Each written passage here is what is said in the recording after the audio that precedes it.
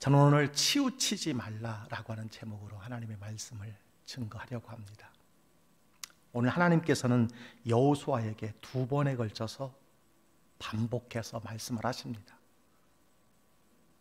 치우치지 말아라. 우로나 좌로나 치우치지 말라. 균형을 잡으라. 밸런스가 중요하다라고 하는 말씀입니다. 하이힐을 신고요, 840m 상공에서 외줄 타기에 성공한 외줄 타기 세계 기록 보유자 페이스 니키라고 하는 여인입니다. 사진을 보면 외줄 타기에서 가장 중요한 것이 무엇이죠? 균형을 유지하는 것이라고 할 수 있습니다. 대단하지 않습니까? 그냥 신고 외줄 타기가 어려운데 840m 상공에서 하이힐을 신고, 대단합니다. 균형이 무너지면 갈 수 없지요. 치우치면 기울어지고, 기울어지면 불안한 거지요. 조금 전에 사진이 나왔다가 없어졌는데 뭐입니까 여러분? 피사의 사탑입니다. 피사의 사탑이 왜 유명하죠? 기울어져 있기 때문에 유명하다고 합니다. 그렇지만 불안합니다. 우리 신체도 미남과 미녀를 결정하는 요소가 밸런스라고 합니다. 균형이라고 하지요. 좌우의 밸런스가 잘 맞으면, 비율이 잘 맞으면 멋지고 아름답게 보이는 것이지요. 극단적인 예지만 여러분, 이런 사진 본 적 있습니까? 네. 오른쪽 팔은 엄청나게 발달했는데 왼쪽 팔은 빈약합니다. 균형이 맞지 않아요. 보기가 좋지 않습니다. 건강하지 않은 것이지요. 신앙생활도 그렇습니다. 신앙인이 치우쳐 균형을 잃어버리면 보기도 좋지 않고 건강하지도 않습니다. 건강한 신앙이 아닙니다. 그래서 하나님은 균형을 원하시고 균형을 찾으십니다. 잠언 20장 23절에 이런 말씀이 있어요. 한결같지 않은 저울추는 여호와께서 미워하는 것이요, 속이는 저울은 좋지 못한 것이니라. 그런데 우리 신앙인들이 참 한쪽으로 치우치기가 쉽습니다. 미국의 유명한 존 스토트 목사님이 균형 잡힌 기독교라는 책을 쓰셨는데, 기독교인들이 많이 치우치는 영역이 있다는 거예요. 그 4가지 영역에서 균형을 잡아야 한다, 이렇게 말씀해 주셨습니다. 첫째는 뭐냐면요, 지성과 감성입니다. 지성과 감정 사이에 균형이 있어야 한다는 거예요. 너무 이상적인 신앙을 가져도 안 되고 너무 감정적인 신앙을 가져도 안 된다는 거지요. 보수와 진보의 균형을 잡아야 된다, 그렇게 이야기했습니다. 보수와 진보 사이의 균형, 지킬 것과 바꿀 것에 대한 균형이 있어야 된다는 것이지요. 예수님도 성경은 폐하지 못한다고 하시면서 지켜야 한다고 하셨습니다. 그러나 수세기 동안 내려온 장로들의 유전은 과감하게 폐하셨던 것을 보게 됩니다. 형식과 자유의 균형이 필요합니다. 교회가 지켜야 할 형식이 있습니다. 또한 우리가 자유해야 할 부분이 있다는 거예요. 특별히 예배에 대해서는 우리가 본질에 대해서는 일치를 이루어야 합니다. 그러나 형식에 대해서는 때를 따라 옷을 갈아입는 것처럼 여러분, 변화가 필요하다는 것이지요. 4번째는 복음 전도와 사회 참여라고 했습니다. 우리가 영혼을 구원해야 할 부분도 굉장히 중요합니다. 개인 구원 너무 중요합니다. 그러나 이 세상의 독재와 불법과 부조리에 대해서는 반대하고 거부하는 시민운동과 사회 참여도 해야 한다는 것을 말씀해 주고 있습니다. 어제 뉴스를 보니까 버마와 IT에 군부 쿠데타가 일어나서 많은 사람들이 죽어가는 모습, 피 흘리는 모습을 보았습니다. 너무 안타까운 모습입니다. 저는 이 네 가지 전적으로 공감을 합니다. 그런데 이 네 가지는요, 특별히 서구 교회에 적용되는 균형과 조화라고 생각합니다. 우리에게도 필요하지만 특별히 서구 교회에 필요한 균형이라고 생각해요. 제 생각으로 한국에 사는 그리스도인들은 서구 그리스도인들과 달리 치우치는 것이 또 있지 않는가 생각합니다. 치우치기 쉬운 것이 몇 가지 있지 않는가 생각합니다. 자, 여러분 한번 생각해 보세요. 우리 그리스도인들이 치우치기 쉬운 영역이 어떤 것인가? 몇 가지 떠오를 것이라고 생각을 합니다. 저는 5가지 영역에서 균형을 회복해야 한다라고 생각을 합니다. 균형을 잡아야 된다는 거예요. 그 첫 번째가 무엇이냐면요, 하나님 사랑과 이웃 사랑입니다. 마태복음 22장에 보면 한 율법사가 예수님께 물었습니다. 자, 여러분 한번 다 같이 읽어볼까요? 율법 중에서 어느 계명이 크니까? 예수께서 이르시되 내 마음을 다하고 목숨을 다하고 뜻을 다하여 주 너희 하나님을 사랑하라 하셨으니 이것이 크고 첫째 되는 계명이요 둘째도 그와 같으니 내 이웃을 내 자신같이 사랑하라 하셨으니 이 두 계명이 온 율법과 선지자의 강령이니라. 아멘. 여러분 자세히 보세요. 가장 큰 계명을 무엇이라고 했어요? 주 너희 하나님을 사랑하라. 그리고 또 한 가지를 말씀하셨어요. 2가지를 말씀하신 것입니다. 첫째 되는 계명은 하나님을 사랑하는 것이라고 하셨습니다. 아멘입니까? 여러분 하나님 사랑하십니까? 그런데 2번째 계명이 있어요. 2번째 계명 앞에는요, 그와 같으니 라는 말씀이 기록이 되어 있습니다. 그와 같으니라는 말씀은요, 2번째 계명이 첫 번째 계명과 똑같이 중요하다. 동전의 앞면 뒷면과 같다. 이렇게 말씀해 주고 있어요. 그 의미와 중요성과 가치에 있어서 첫 번째 되는 계명, 하나님을 사랑하는 계명과 똑같은 계명이 있으니 내 이웃을 사랑하라는 것이에요. 네, 가장 큰 계명이 2가지입니다. 하나님의 사랑과 이웃 사랑이라는 거예요. 이것이 하나님의 뜻이고 이것이 균형 있는 신앙생활이라는 것입니다. 저는 여러분이 하나님 사랑하는 것에 대해서 의심하지 않습니다. 여러분이 하나님을 사랑하기 때문에 어려운 시기에도 하나님께 예배하고 어려운 시기에도 하나님께 정성과 마음을 다하여 헌신한다고 저는 믿습니다. 근데 동시에 이웃을 향한 사랑이 우리에게 있는가를 점검해 보아야 한다는 거예요.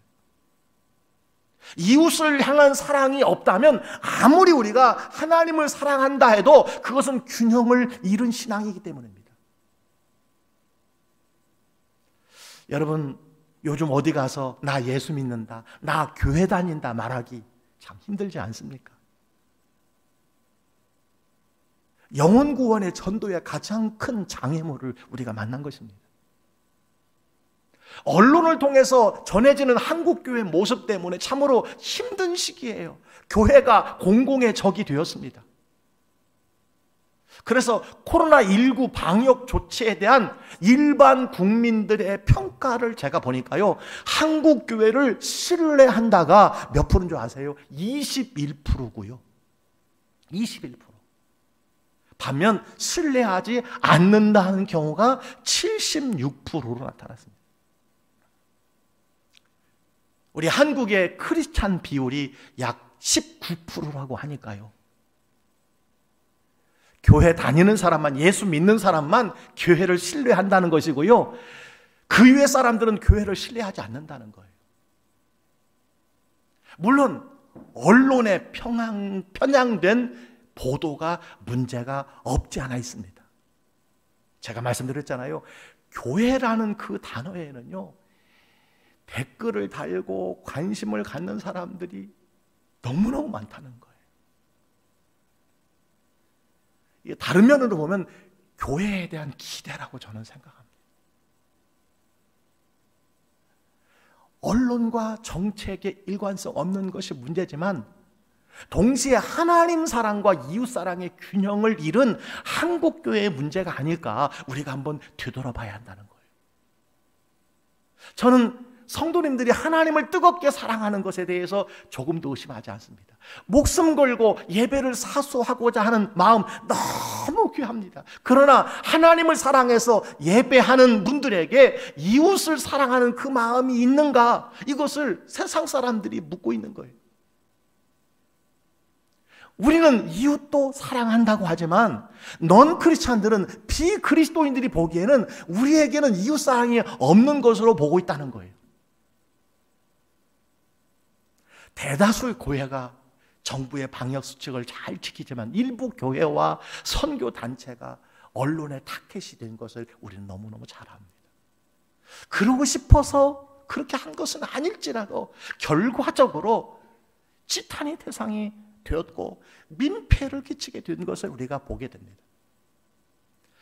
최근 설문조사에 국민들이 바라보는 종교인들의 이미지, 종교인들이 어떤 이미지를 가지고 있느냐라고 하는 조사를 보았는데요, 참 충격적인 결과가 나왔어요. 어떤 충격적인 결과냐? 불교 신자와 천주교 신자에 대한 국민들의 이미지는요 뭐냐면요, 온화하고 따뜻한 사람들이라고 이렇게 했어요. 그런데요, 교회에 다니는 사람, 개신교인, 다시 말하면 저와 여러분에게 제일 많이 떠오르는 이미지가 무엇이냐 물었더니요, 첫째가 뭡니까? 거리를 두고 싶은 사람이래. 가까이 하고 싶지 않은 사람이라는. 두 번째는요, 이중적인 사람이다. 세 번째가 사기꾼이라고 합니다. 다시 말하면 편향적인 언론의 보도도 문제지만 그럼에도 불구하고 한국 교회가 이런 상황이 된 것, 우리의 책임이에요. 저는 가장 큰 책임이 목회자에게 있다고 저는 생각을 합니다. 하나님의 사랑은 넘쳐나는데 타인과 이웃에 대한 배려가 없는 집단으로 그렇게 생각을 한다는 거예요.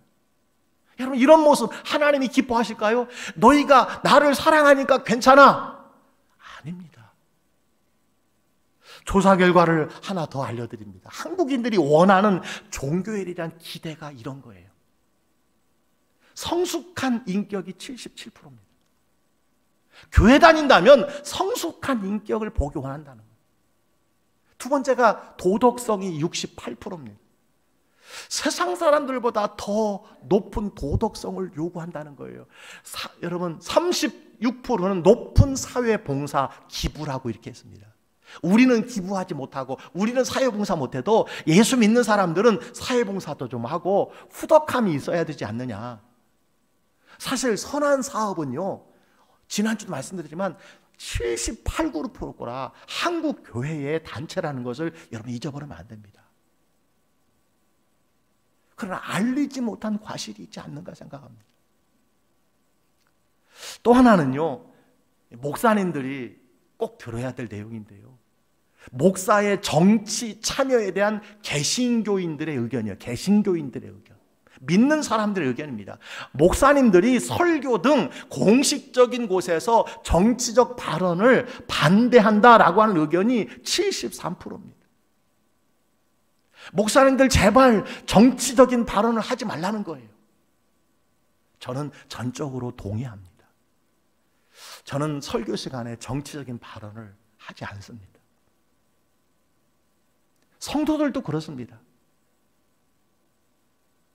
구역에서, 각종 모임에서, 특별히 교회 공동체 안에서 우리가 치우치면 안 되는 것입니다.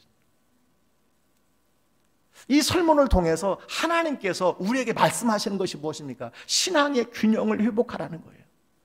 한국 교회 안에서, 대한민국 안에서, 한국 교회 안에서 성도들이, 목회자들이 균형을 유지하라는 거예요. 여러분 스스로 한번 생각해 보시기 바랍니다. 하나님 사랑과 이웃 사랑에 있어서 내가 넘치거나 부족한 것이 무엇이라고 생각합니까? 넘쳐서 나쁠 것은 없지요. 그러나 균형을 이루어야 된다는 것입니다. 고린도전서 10장 23절 24절에 이런 말씀이 있습니다. 모든 것이 가하나 모든 것이 유익한 것은 아니요 모든 것이 가하나 모든 것이 덕을 세우는 것은 아니니 누구든지 자기의 유익을 구하지 말고 남의 유익을 구하라. 모든 것이 가하나 모든 것이 유익한 것이 아니요 모든 것이 덕을 세우는 것이 아니라는 거예요. 지금 코로나19 상태에서 한국교회가 유념해야 할 말씀은 덕을 세우고 남의 유익을 구하는 것이라고 오늘 성경은 말씀하고 있다는 사실을 기억하시길 바랍니다. 고린도전서 10장 31절로 33절에 이렇게 말씀하고 있어요. 여러분 다 같이 한번 말씀을 읽어볼까요? 시작. 무엇을 하든지 다 하나님의 영광을 위하여 하라. 유대인에게나 헬라인에게나 하나님의 교회가 거치는 자가 되지 말고 나와 같이 모든 일에 모든 사람을 기쁘게 하여 자신의 유익을 구하지 아니하고 많은 사람의 유익을 구하여 그들로 구원을 받게 하라. 아멘.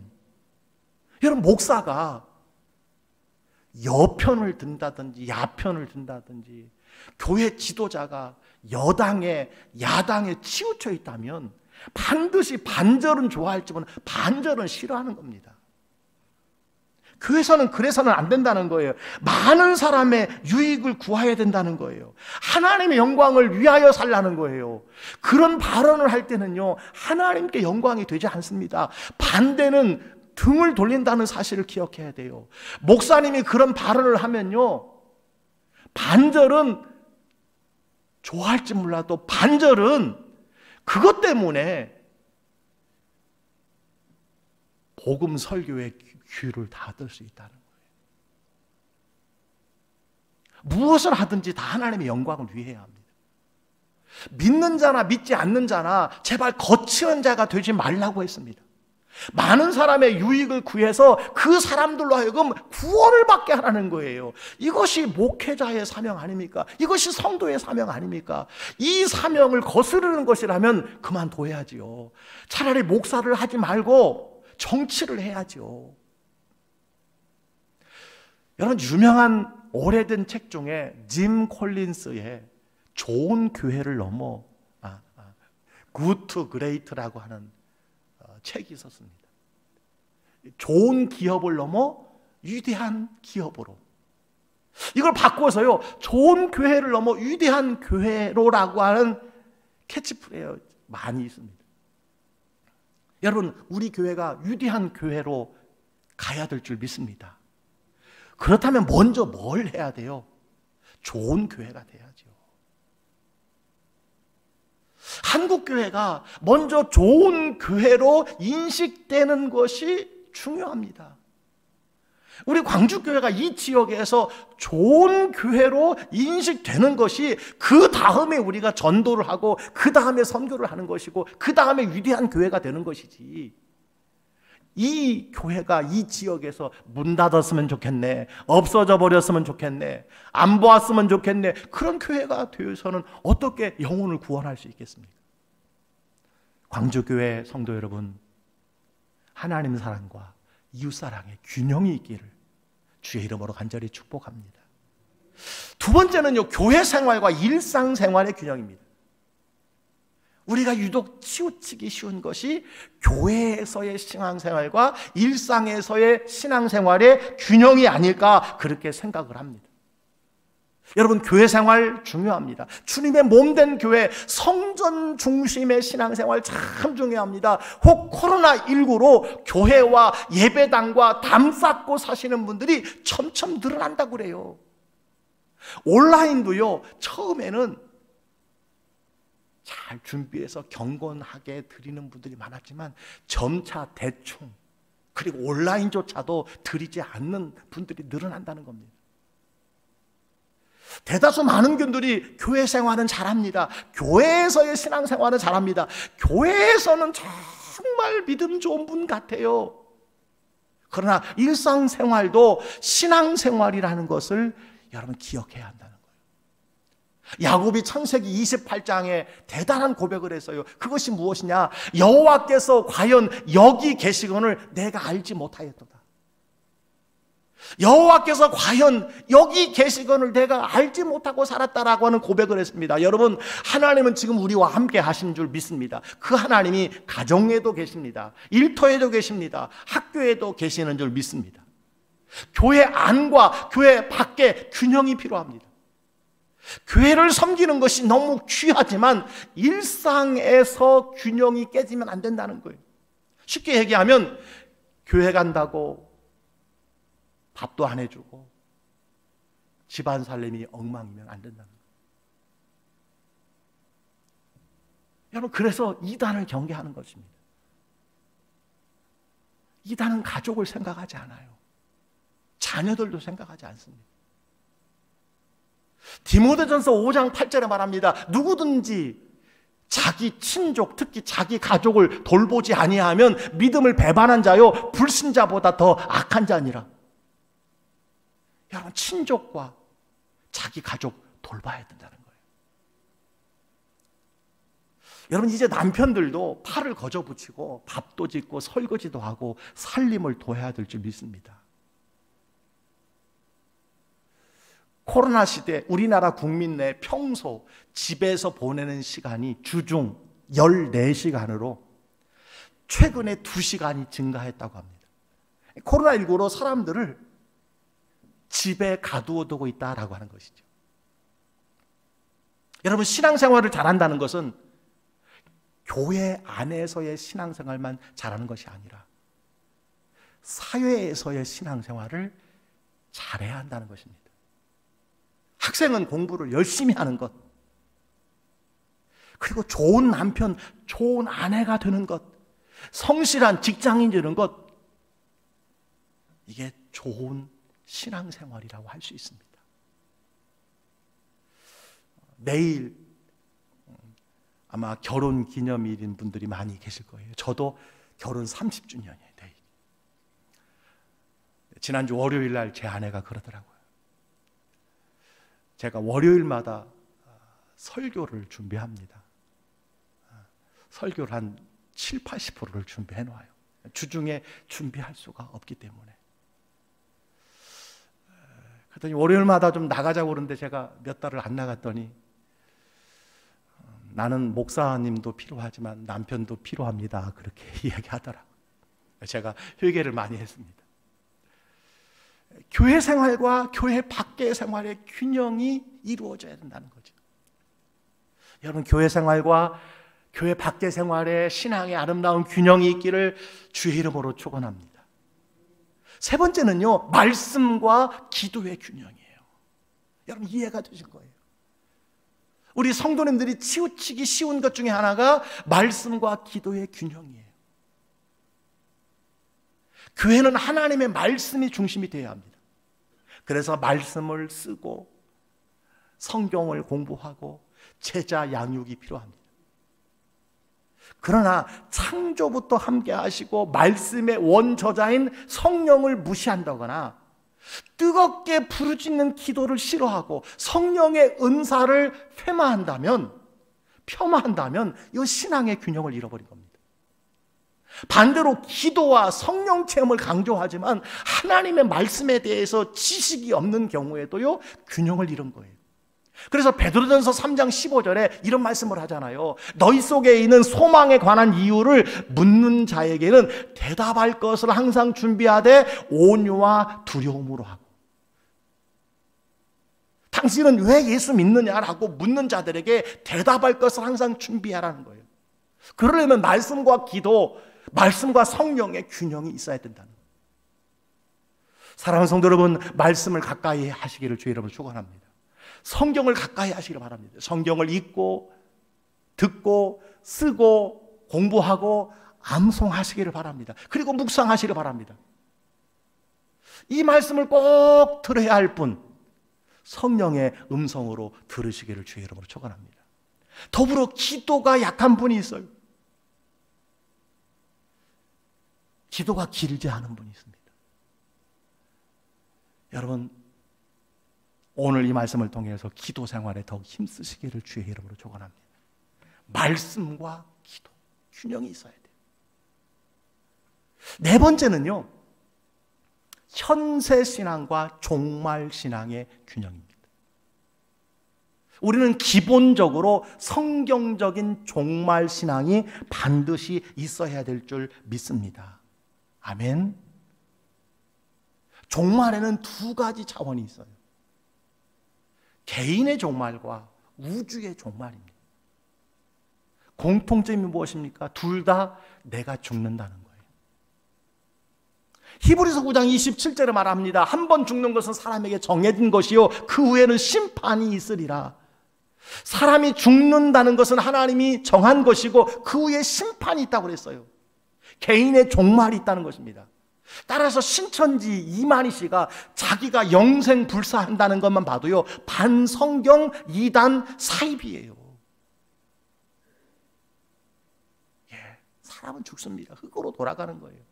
시편 146편 3절 4절에 말하잖아요. 귀인들을 의지하지 말며 도울 힘이 없는 인생도 의지하지 말지니 그의 호흡이 끊어지면 흙으로 돌아가서 그날에 그의 생각이 소멸하리라. 흙으로 다 돌아가는 겁니다.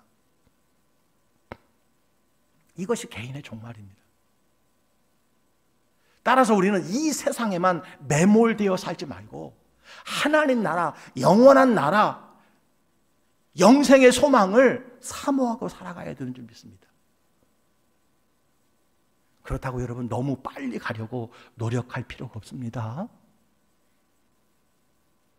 우리 교회 성도님들이 돌아가시면 가장 많이 모시는 곳이 삼육병원 장례식장입니다. SRC 병원 장례식장.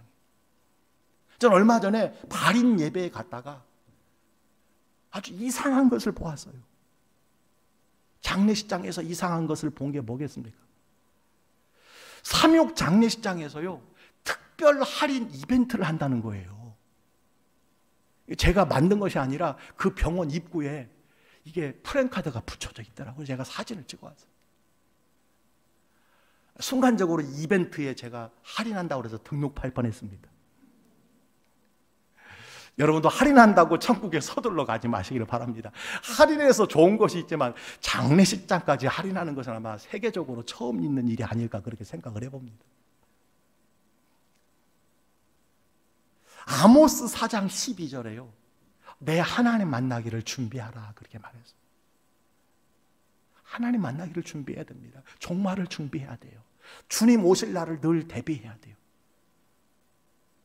그렇다고 어차피 죽을 몸 천국 갈 텐데 빨리 가지 뭐 하면 빨리 가지 뭐 하면 안 됩니다.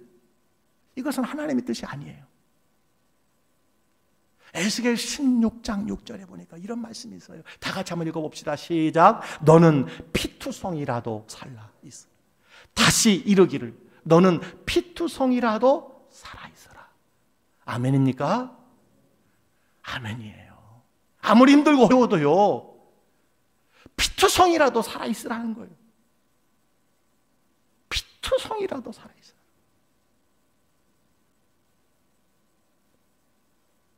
작년 강릉 제가 송정 해수욕장을 소나무 밭을 한번 걷게 되었어요. 소나무 밭에 살아가는 소나무를 보았습니다. 야, 제 앞에 이런 소나무가 있어요.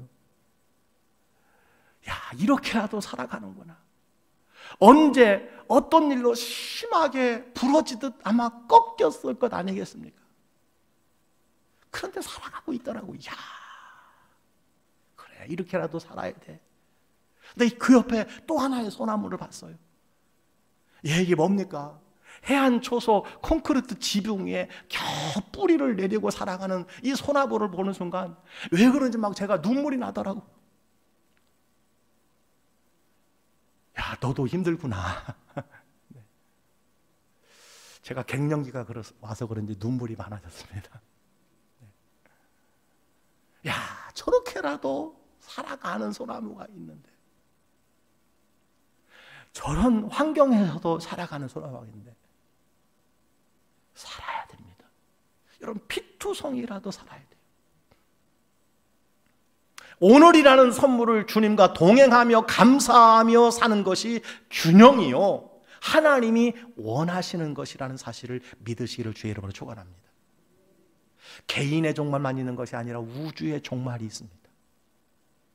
예수 그리스도의 다시 오심으로 온 세계는 심판받고 끝이 오는 날이 있습니다. 믿으십니까? 이걸 믿어야 돼요. 그런데 시한부 종말론자들 때문에, 이단 사이비 때문에 교회에서 종말과 예수님의 재림에 대해서 설교를 하면요, 이상한 설교라고 생각을 해요. 저급한 설교라고 생각을 해요. 여러분, 종말을 설교하지 않는 것이 이상합니다. 재림을 설교하지 않는 목사가 이상한 거예요. 여러분, 예수님 다시 오십니다. 믿으시기를 바랍니다. 예수님이 재림에 대한 말씀을 여러분 언제 하셨는지 아세요? 예수님께서 종말에 관한 말씀을 많이 하셨지만 언제 하셨느냐? 사람들이 현실에 매몰되어 있을 때 말씀을 하셨어요. 노아의 때와 같이 사람들이 먹고 마시고 장가들고 시집가고 깨닫지 못할 때라고 했습니다. 무엇을 먹을까, 무엇을 마실까, 어디에 투자할까, 어디에 집을 살까, 무슨 차를 살까, 오직 세상 일에만 관심을 가질 때 주님께서 재림에 대해서, 종말에 대해서 말씀하셨다는 것을 기억해야 돼요. 여러분, 주님 다시 오십니다. 이솝 우화에 양치기 소년이 나와요. 늑대가 나타났다. 가보니까 거짓말이에요. 늑대가 나타났다. 가보니까 거짓말이에요. 진짜 늑대가 나타났어. 늑대가 나타났다 그러니까 사람들이 믿지 않았습니다. 여러분, 이 이야기가 주는 세상적 교훈은 거짓말하지 말라는 교훈입니다. 성경적 교훈은 뭡니까? 늑대는 언젠가 나타난다는 거예요. 주님은 언젠가 오신다는 거예요. 아니, 여러분은 언젠가 이 세상을 떠난다는 사실을 기억해야 합니다. 그러나 예수님 오실 것만 바라보고 현실은 생각하지 않는 것도 균형을 잃고 치우친 것이라는 사실입니다. 주님 다시 오실 날 우리 알 수 없으나 항상 뭐하고? 기도하고 깨어있으라 주님께서 말씀해 주셨습니다. 여러분, 공부 잘하는 학생은요, 언제 시험을 봐도 시험 준비가 다 되어 있습니다. 근데 공부 못하는 사람들이 꼭 관심 갖는 게 뭐예요? 언제 시험 보는가? 시험 날짜가 언젠가? 꼭 그거 관심 가져. 왜 그렇습니까? 벼락치기 하려고. 그래서 주님께서는요, 그날과 그때는 아무도 모르니 하늘의 천사도 모르고 아들도 모르고 오직 아버지만 아신다라고 마태복음 말씀하신 것을 우리가 기억해야 돼요. 여러분, 날짜 알려고 할 것이 아니라 항상 준비하고 깨어 있으시기를 주의 이름으로 축원합니다. 진정한 종말신앙을 가지고 나에게 마지막이 있고 심판이 있다는 것을 알아야 합니다. 그러나 오늘 하루를 성실하게 잘 사는 것이 하나님의 뜻인 줄 믿습니다. 마지막 한 가지가 남았어요. 무엇일까? 정치적 좌우 균형입니다. 제발 정치적으로 좌우로 치우치지 마세요. 한국 사회, 한국 교회의 가장 큰 문제가 이것이 아닐까 저는 생각을 해요. 오늘 본문에서도요, 우로나 좌우로나 치우치지 말고 말씀을 지켜 행하라 이렇게 말씀해 주셨습니다. 아멘. 우로나 좌우로나 치우치지 말라는 거예요. 말씀을 지켜 행하라는 거예요. 말씀이 중심이라는 거예요. 우리의 기준은 오직 성경입니다. 여러분, 이 땅에 존재했던 어떤 정치 이념도 영원하지 않아요. 말씀만 영원한 줄 믿습니다. 이 당 저 당 너무 의지하지 마세요. 다 정치적인 계산을 가지고 있는 겁니다. 다 정권 찬탈이 목적입니다. 국민을 생각하지 않을 때가 너무 많아요. 나라의 장래를 생각하지 않을 때가 너무 많습니다. 여러분, 동성애자들이 나라를 생각하는 사람들입니까?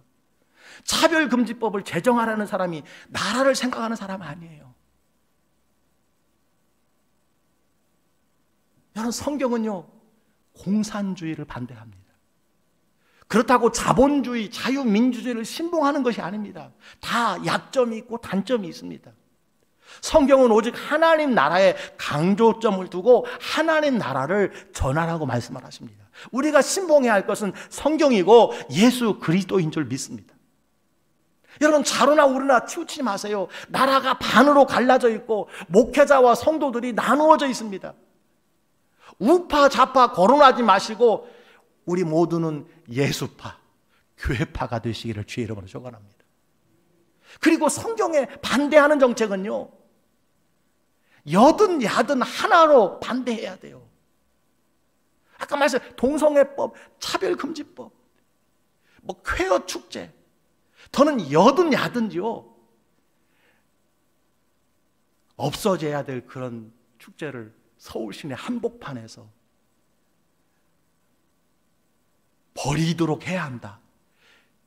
여러분, 이런 사람은요, 저는 찍지 않습니다. 지지하지 않습니다. 왜 그렇습니까? 반성경적이기 때문에요. 여든 야든요, 반성경적이기 때문이에요. 나라를 생각하는 사람이 아닙니다. 그냥 수간, 동성간, 인류를 파괴하고 하나님의 교회를 파괴하고 가정을 파괴하는 사람들 표 몇만 표 얻겠다는 거예요. 제가 또 좌우로 치우치면 안 되니까 그만하겠습니다. 여러분, 우리 기준이 어떤 당, 어떤 이념이 아니라 성경이어야 할 줄 믿습니다. 여러분, 유튜브 많이 보시지요. 정치적인 것에 대해서는 너무 많이 보지 마시고 또 그거 자꾸 전달하지 마시기 바랍니다. 교묘하게 편집하여서요, 세뇌당하기 좋은 것들이 너무너무 많아요.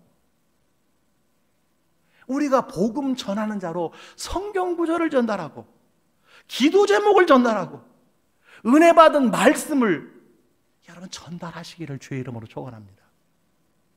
예수님께서 말씀하셨어요. 너희가 무엇을 듣는가 스스로 삼가라. 듣는 것을 조심하라는 거예요. 우리가 소중히 여기는 것은 오직 주님, 오직 말씀, 오직 하나님 나라가 되어야 할 줄 믿습니다. 말씀을 마칩니다. 여러분, 신앙생활이 균형을 이루어야 돼요. 밸런스가 중요합니다. 혹시 치우친 것은 없습니까? 내가 너무 치우친 것 같아. 우리 삶의 하나님 사랑과 이웃 사랑, 균형이 중요합니다. 교회 안에서의 신앙생활, 교회 밖에서의 신앙생활의 균형이 필요합니다. 말씀과 기도, 현세신앙과 종말신앙의 균형, 정치적 균형 잘 유지하시기를 바랍니다. 오직 하나님 한 분밖에 없습니다. 주밖에 없습니다. 예수 그리스도 외에 그 어떤 것에도 치우치지 말아야 합니다. 여러분, 오늘 우리의 삶 속에 다시 한번 십자가 생각해 보세요. 십자가는요, 좌우 균형을 이루고 있습니다. 그 한가운데 누가 계셔요? 예수님이 계십니다. 그 어떤 것도 그 무엇과도 주님을 바꾸지 않기를, 하나님 말씀과 주님이 균형이 되어 좌우로 치우치지 아니하는 균형 있는 신앙생활 살아내시기를 주의 이름으로 간절히 축복합니다.